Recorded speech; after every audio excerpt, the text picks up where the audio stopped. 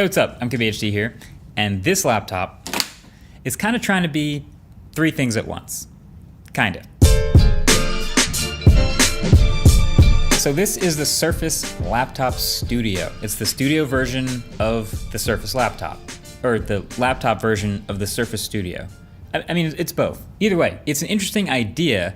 It's not completely unique, but it is kind of curious now to see this in Microsoft's own Surface lineup. We've been so busy with so many other reviews that this is the first time I'm really getting to check it out, but here we are. So the idea is you have three different modes with this form factor. You have the standard laptop setup, then you have the halfway folded down easel setup where you're covering the keyboard, but you still have the trackpad and the touchscreen. It's called stage mode. And then you have a completely folded flat tablet setup, all in one device. I guess it's like a 3-in-1. So the idea is like pretty cool.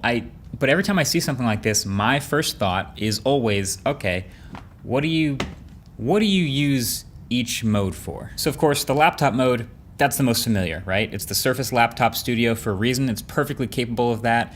You've got a 3:2 aspect ratio like other Surface devices, which is really nice for taller applications and multitasking in Windows 11 here. And then when you pull the laptop towards you and want to put it in this sort of easel position, you sort of pop the bottom of the laptop out from the magnets, and then it naturally sort of wants to land on some more magnets in this 45-degree position in this easel stand mode. It's the only angle that you can set it up at. Now this always happens whenever I go, well, who would want to use something like this? I mean, it's cool that it can do it, but who would use it like this?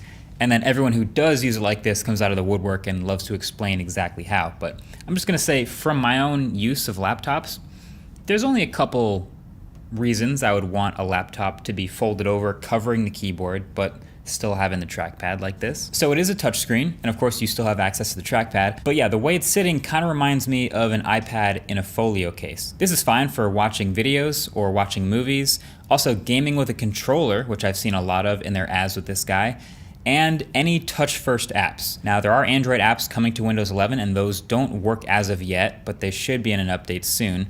But if you do have touch-first apps, they'll work here. The screen also definitely wobbles a lot less and feels much more sturdy at this sort of anchored angle as you touch the display with your finger. But also, yeah, there aren't that many touch-first apps that I use, and I'll get more to the app situation in a second. Anyway, lastly, you can just pop it open and fold it completely flat, and it's a tablet, you know? It's not necessarily as fun to hold and use like an iPad or even a Surface Pro, but when it's totally flat, there's your tablet. This would be your full-time touchscreen interaction, and where a lot of your use of the new Surface Slim Pen 2 would come into play. It doesn't sit totally flat, but from what I hear, a lot of artists would like it to be slightly propped up because it's easier to sketch on like that. So the idea I really like. I think it's pretty cool. You could even maybe get away with watching a video not at perfectly 45 degrees if you wanted to. But yeah, you might have heard of like the Acer Concept D or the HP Elite Folio. This is more of like the Surface refined version of those ideas. But even at that, I've noticed this version does have some weird build quality issues. So of course, when this thing is in full-on laptop mode, the screen portion is a bit thicker than a normal laptop.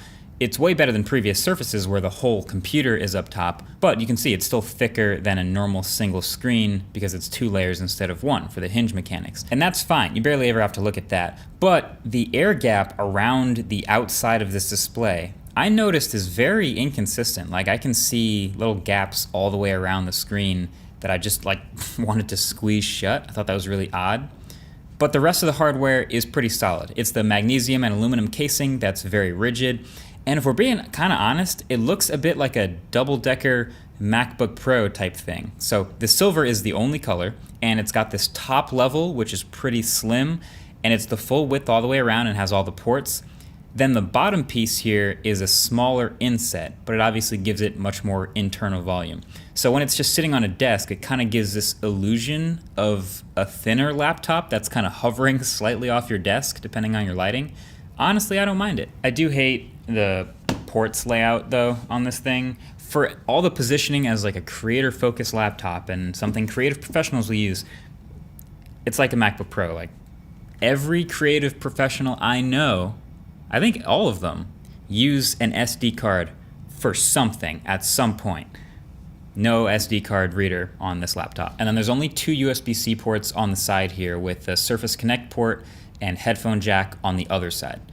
Now, I'm happy to see that those 2 USB-C ports are Thunderbolt 4. That's awesome for data transfer, so my SD card reader dongle will be fast as ever, but that leaves 1 port left for a mouse or any accessory I might use. Not amazing, but the rest of the design fundamentals are definitely here, especially with just the hardware. It's very rigid. Even the keyboard itself is pretty nice. So there's just a tiny bit of board flex, but the keys themselves are very clicky and well laid out. I haven't gotten a chance to test the battery yet since I haven't had it for long enough, but I have noticed the trackpad is really nice. This is something I was hoping to see more of with Windows 11 and more well-optimized Surface devices, and I am very impressed with the trackpad's responsiveness and the haptic feedback. It's on MacBook level for me. It's reached that level, which is especially helped by the fact that the display is also 120 Hz. Love that. Even the webcam is pretty good. It's only 2 megapixels, but it's 1080p. So I guess I'm only saying this because of how low the standards have been set, but hey, it's really quite decent with colors and exposure. I will say though, the one letdown was definitely the speakers. Not a whole lot of room to have great speakers in this anyway, but there's no grills anywhere. It sounds to me like the sound is coming from the keyboard and like from the side vents. Either way, there's almost no bass. If you care about good speakers on a laptop, this ain't it. But anyway, Microsoft has this laptop starting at $1599. And that's kind of where it starts to fall apart a little bit because, first of all, I don't think you'd ever want this spec without the dedicated GPU. So that means you're looking at least $2,100, and that'll get you the Core i7, 16 gigs of RAM, half a terabyte of SSD, and the NVIDIA GeForce RTX 3050 Ti. And again, haven't had it for very long, haven't even run any benchmarks, but we know that's a decently capable CPU and GPU, but in the AMD world, there's stuff dramatically outperforming this, and even the GPU is not super powerful. The one upside is if you do want to go the external GPU route, which some people do with their laptop, you do have Thunderbolt 4. But yeah, this doesn't have the highest end specs in the world. So, one of my favorite Surfaces ever was Surface Laptop 3, the matte black version, and whenever I would consider using like a Surface Book or something else that would sort of convert into a 2-in-1, the question was always, okay, am I going to use the tablet version? Am I going to use the laptop version? Is it worth getting something slightly worse at each to have both? So then this Surface Laptop Studio has a slightly different proposition, which is in the name. You've probably heard about the Surface Studio by now, the all-in-one desktop PC that tilts down dramatically into this easel position for all kinds of pen art and drafting and things like that. So this laptop brings that third form factor on the go. But unlike the desktop, tilting it down like this immediately covers the keyboard, which probably makes the new Slim Pen 2 a pretty mandatory accessory if you're going to get one of these. Now again, if you know me, I'm not the greatest artist in the world, I'll admit, but I can still appreciate a good responsive pen.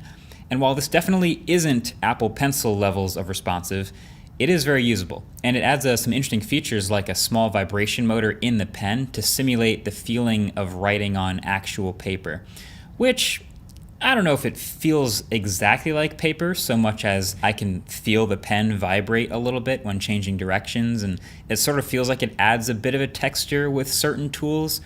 But nevertheless, it really works well with this laptop. It's got the shortcut button, it's got the side button, and whenever you're done using it, you can just snap it underneath the front lip of the laptop where it charges and lives with a very strong magnet. You basically you slide the pen in upside down, and it is strong and it is not going anywhere. Kind of have to peel it back off. Now, here's the fun part. If you do slide it in the wrong way, right side up, it kind of misses the laptop, but then all you gotta do is just lift it up and it snaps into place. It's very satisfying. So look, there's gonna be a ton of new Windows 11 machines, laptops coming out over the next weeks and months, and they're all gonna have different focuses. Some will have much better performance than this one. Some will have better screens, some will have more ports, of course, but the theoretical advantage to the Surface one is support, this design, and the pen. And Windows 11 has treated me pretty well for a couple days. With the new start menu and the new animations and window controls for multitasking, I like those a lot. Also, I noticed the touch targets get slightly larger and a little further apart when it detects that you're going out of laptop mode. But it's also got a lot of weird quirks and missing UI features. I would highly recommend watching The Verge's full Windows 11 review video on their channel. I'll link it below, since I generally don't do desktop OS reviews. But yeah, they cover a lot of stuff, and as Windows 11 improves, this whole laptop will too. So I didn't get this laptop expecting to recommend it to most people. It's obviously for a smaller group who will find this easel thing useful or who will find this pen useful. But I'm glad it exists. Like, where else are you gonna find a laptop with a design like this, with a double-decker layer to it like this, and with this cool hinge? It's just a lot of cool stuff going on. So that's been it. Thanks for watching, and definitely get subscribed here if you haven't already to be among the first to see what is coming up. You're not gonna wanna miss it. Catch you guys in the next one. Peace.